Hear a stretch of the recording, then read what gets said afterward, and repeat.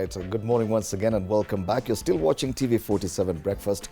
We now want to talk about matters innovation with a focus on one particular company, Tetra Pak East Africa. Remember back in the day, back in the 80s and 90s when Nyayo milk was a big deal in schools? You remember that triangular pack? Well, that's a product of Tetra Pak East Africa. Tetra Pak East Africa is now marking 70 years of existence, and this is a discussion we want to have. How far have they come? What has changed in as far as packaging is concerned? And for this conversation, we're very much privileged to have with us in studio Sami Chepkwony, who's a member, executive leadership team at Tetra Pak East Africa. Karibu sana. Asante sana. Yes. 70 years, that's a long time. Yes, absolutely. First, thank you for having me. Yes. 70 years is a long time. And the 70 years has been about trust and partnership. We would not have been here without our customers, in the last 70 years. It's been a long journey. Yes. And our customers have been at the core of everything that we do. Okay. Yes. And if for our viewers, probably the attachment or the knowledge they have about the work you do is a kind of shapes of cartons or packaging that you've had from the triangular one. Let's start from there with the Nyayo milk plan. Yes. What happened to that? How involved were you in that? Thank you. That's a good question. At the core of it, the original pack was actually a tetrahedron shape. And our founders, way back in 1951, founded that pack. It is very iconic and associated with Tetra Pak. However, over the years, we've had different shapes and formats. Today, we have the biggest portfolio of packaging across in all formats and sizes.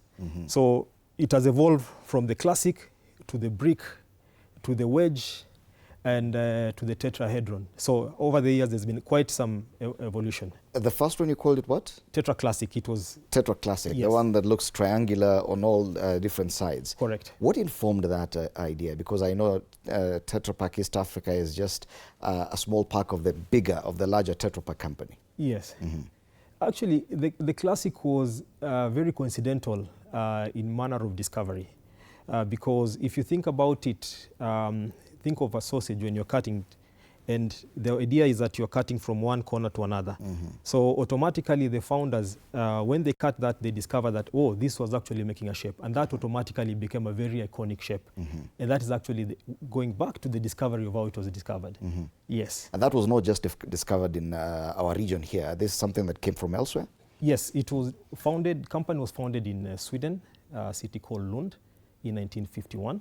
However, today our headquarters is in Switzerland. Okay. Yes. All right. And we'll come back to those ships, and because many people have questions about the kind of packaging used now and why they change over time. Yes. But you're marking 70 years. Yes. What is the biggest or some of the biggest milestones you can talk about in as far as Tetra Pak East Africa is concerned?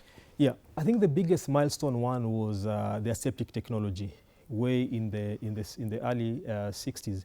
Which was billed as the biggest innovation of the food industry in almost 100 years. That has been the biggest innovation. Aseptic. Aseptic technology, which means that food, milk, beverage can be packaged, can be processed and packaged and distributed over a long period without necessarily having any preservatives or refrigeration.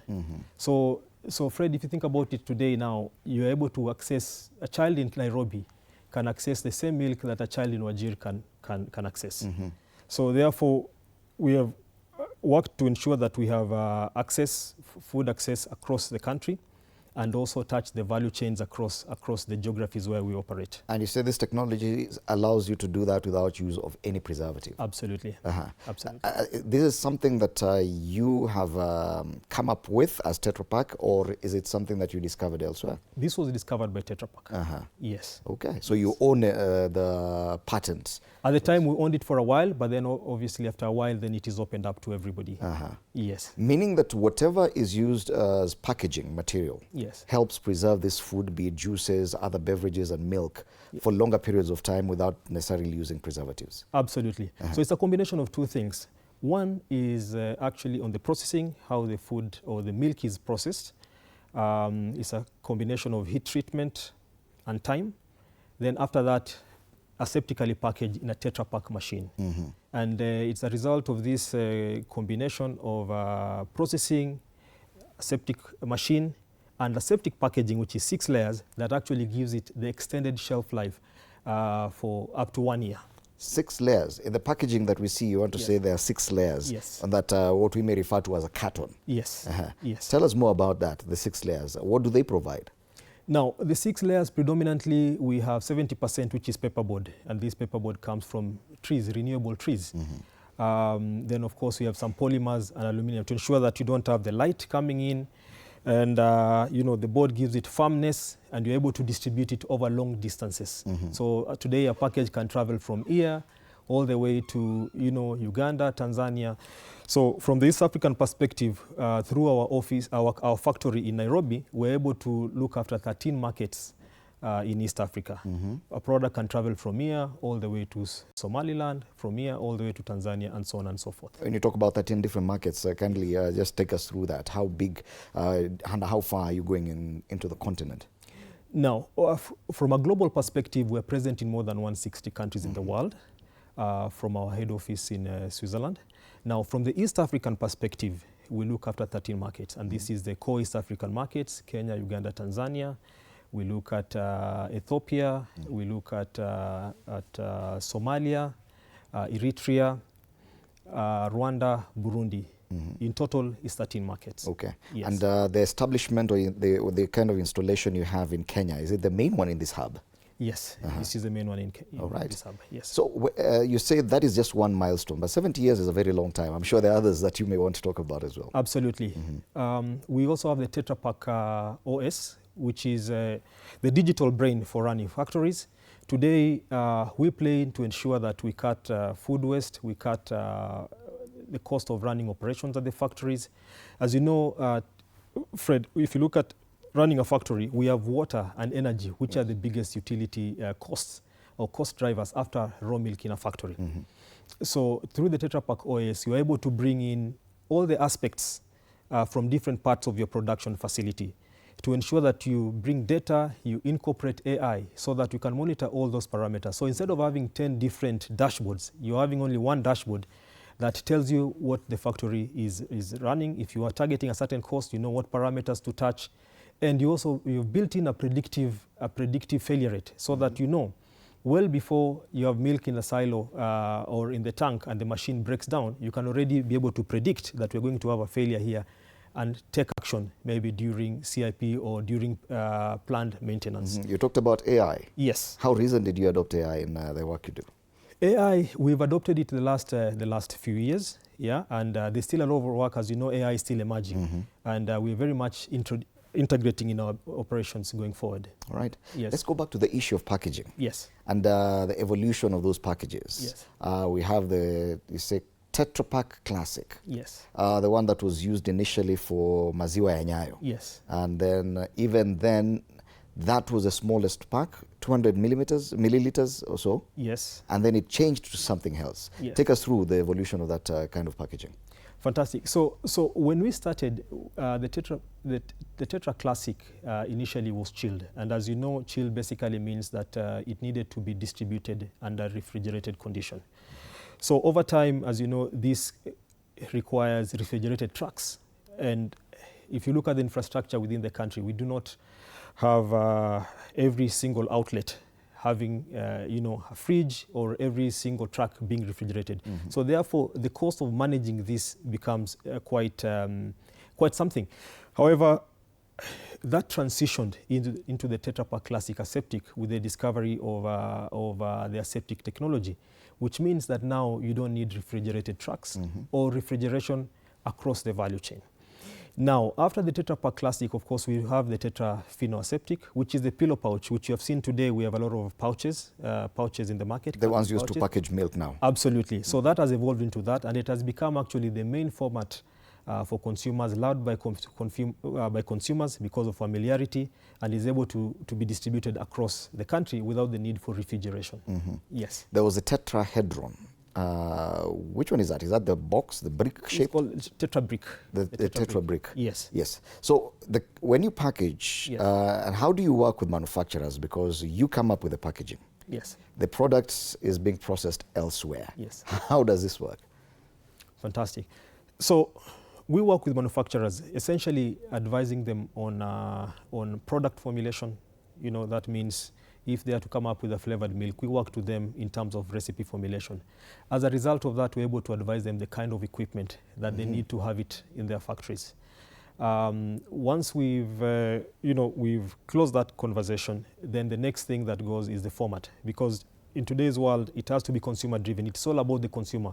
What does the consumer want? They will tell you, for instance, they want a brick in 250 ml. So therefore, we are going to design a factory for both processing and packaging for the 250. And this will be commissioned at the customer site. Our work is to produce the packaging material, then we supply it to the factories where these customers are, or processors are located, and they are able to use a combination of the processing equipment already in their factories and our packaging material that we have produced and supplied to them to be able to process and package, say, the milk or the juice. So you also play a part in development of the machinery used. Is this a core business of Tetra Pak East Africa, that you build machines, or what exactly do you do with these machines that you end up setting up at the customer site? Absolutely. So Tetra Pak is three business in one company. So at the core of it, we have the processing solutions equipment. We also have the services, which is the element to ensure that these machines are running, working with our engineers to ensure we're maintaining the equipment. And at the same time, we provide the packaging material. So that means it's actually three business in one company. Yes, so we have several production sites across the world. Key of them is in Sweden and Italy and other sites where we produce and manufacture these machines, which then we sell to our customers wherever they are located. And I'm imagining this must be a huge array of different kinds of businesses. Yes. What kind of businesses do you work with the manufacturers? Yes, so we're involved in several categories, food categories, starting with, with dairy. We're involved in juice and beverage. We're involved in ice cream. We're involved in food, for instance, tomato processing equipment. We're involved in across array cheese, across different food product categories. I saw somewhere that you even package chocolate. Yes. Yes. Do you do that in Kenya? In Kenya, not at the moment. We don't do that in Kenya. However, we are very much a collaborative company. So when it comes to food application, whenever the consumers are demanding certain types of products, we're able to really work together with the processors to develop applications for those particular products that customers or consumers are demanding. So you have to set up Tetra Pak at different sites where the manufacturers are situated. In Kenya, how widespread is your footprint? So in Kenya, we work with close to 50 customers in Kenya. This consists of the major dairies, the major beverage manufacturers, the major ice cream manufacturers in Kenya. So we work with all of them, regardless of where they're located. We work and supply them. We partner with them on product formulation. We partner with them on equipment. We partner with them on services, and as well as on packaging material whenever packaging material is required. How far do you go in designing the packaging material? Do you also provide the designs that are imprinted on them, or is that left to the manufacturer? We do support our customers with that. Yes, in some cases, because at the end of the day, it depends with the maturity of the customers. We do have customers, if you're a startup, you probably need a lot of support in terms of conceptualizing the entire idea of what you want to do. So we come in, we support you. We have a design development function or wing of the business that support you with the entire ideation process to be able to develop a design for your product. All right. Yes. That means in your line of business, you work with a lot of material, raw material. Yes. Let's talk about sustainability. Yes. At what level are you in as far as ensuring that what you produce in terms of packages is still friendly to the environment? Sustainability is a very important part of our business. And in Kenya, we have 3 recycling facilities, for example, to ensure that used beverage cartons have a chance to be recycled. And at the same time, we're involved in protecting the food protecting the people, and protecting the planet, because I mean, we owe it to the next generation to ensure that that we leave the planet a better place than we found it. So sustainability is at the core of operations. Yes. For when you talk about recycling Yes. these packages, what happens in recycling the kind of packages you come up with? What other byproducts come from there? Yes. So first, I must say that we work with extended producer organizations, that is the peer organizations, and they help us, together with other industry stakeholders, to ensure that we have an ecosystem for collecting used beverage cartons. And so through the infrastructure that has been created, the used beverage carton is collected, and at the end of the day, it is delivered to the recycling facilities, and they are recycled in such a manner that we're able to get, for instance, lamy boards, and this can be used as roofing material or desks, which we do use it for CSR, and in some cases they're actually sold out there. It finally finds itself into the market, and that helps us to really drive the circularity, to ensure that whatever we're producing is able to be reused. Yeah, and it's not just they don't just end up in the dump field. Yes. Who pays for that? Who handles the cost? Because definitely it's an additional cost on you. Yeah. Yeah. Or is it obvious that it's passed on to the consumer? Not necessarily. It's not passed on to the consumer, because at the end of the day, it's a whole ecosystem drawing different actors, and every actor, from the collectors, from the peer organizations, from the manufacturer, we all have a responsibility to ensure that this ecosystem is working and is in balance. All right. Yes. Then you also deal with highly perishable foods. Yes. And these are food items that are consumed sometimes directly from your packages, Yes. meaning that you may also have a lot of need for human resource linked to health and ensuring the safety of this. How do you handle that? Yes. So if you think about it, the equipment, the package, once the product comes out of the equipment, that product is already, it has a long shelf life.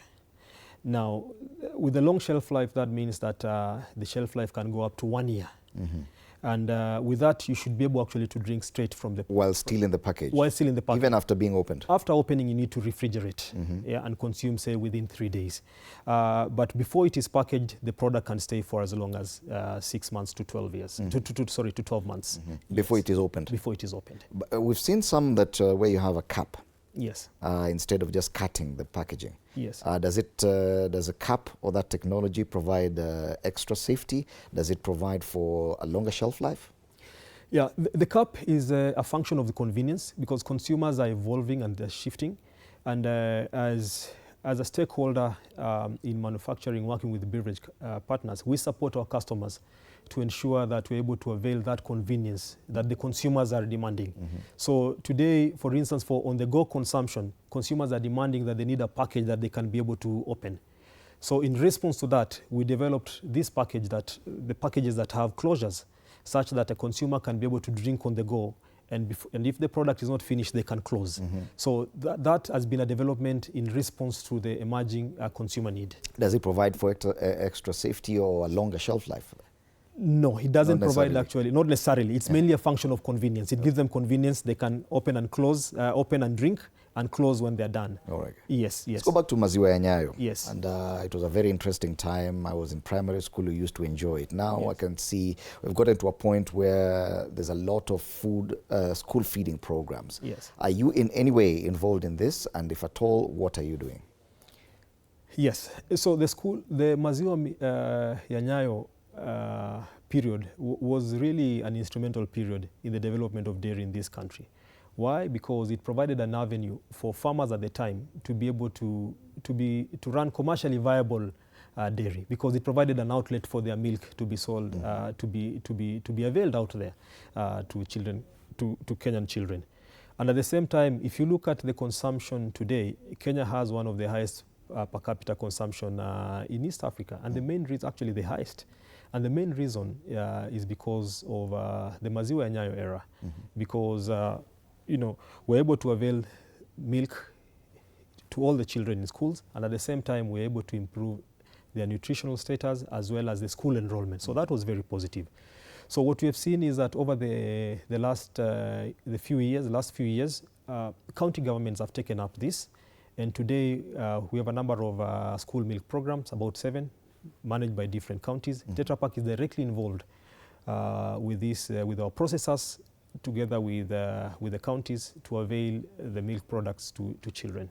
Yes. Also, you're directly involved in providing the packaging material Absolutely. for the current school feeding programs. Absolutely. All right. Yes. And I can see our time is almost up, but tell us more about this 70-year celebrations. What is Tetra Pak doing? Yes, so the 70 years, as I mentioned, Tim, is actually, Fred, is a function of, is because of the trust and partnership from our customers. So what we are going to do is really to say a very big thank you to our customers and our consumers, because we've grown with them over the years. From 1956, Kenya was the first country outside Europe for Tetra Pak to be set up. And at the time, if you think about it, the Kenyan population was only 10 million. Today, we're a 60 million population. Per capita consumption was very low. Today, we're talking about almost 125 liters per person when it comes to milk, annual per capita consumption. And this could not have been possible without the trust and partnership from our customers. So it's really a very big thank you to our customers and consumers for trusting us, and we can assure them that the next 70 years will be a monumental. We are going to walk the journey together. The battle is not won. The war is won, but the battle is not won. We still have a long way to go to ensure that we have more milk processed. Today, only just about 20% of all available milk is processed, and 80% is still sold as loose. So we have a long way to work with our process to ensure that we can be able to convert this and ensure that our consumers have a chance to have affordable nutrition out there. All right. Yes. Looking forward, you're talking about the next 70 years. You've already started adopting technology, artificial intelligence. Yes. What does that future look like, probably in the next 5-10 years?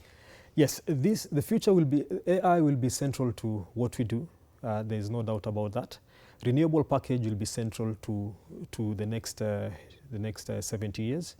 And sustainability will be at the core of our operations to ensure that every package that is produced, is actually recycled, and another product can develop out of it to ensure that no package ends up in the landfill. Yes. Yes, and that will call for many actors also across the value chain to collaborate together to ensure that we can walk the journey together. And you can guarantee the safety of all your all those people who use your packaging and all the products that they consume through your technology. Absolutely. All right. Absolutely. Thank you so much. Sami Chepkwony was a member, executive leadership team at Tetra Pak East Africa, on the innovation that they are using going forward, from ideas to impact. And they've been quite impactful. If at all you enjoyed Maziwa ya Nyayo, you could still, or at least your child could be enjoying the school feeding program, and they're part and parcel of that conversation. Asante sana for your time. Thank you for having me. After the break, we'll be having some fun here. Mud for Fun, the 4x4 culture in Kenya. Kinodhi Washege will be here in studio with my colleague Anodida, so do stand by for that. My name is Fred Indimuli. Good morning.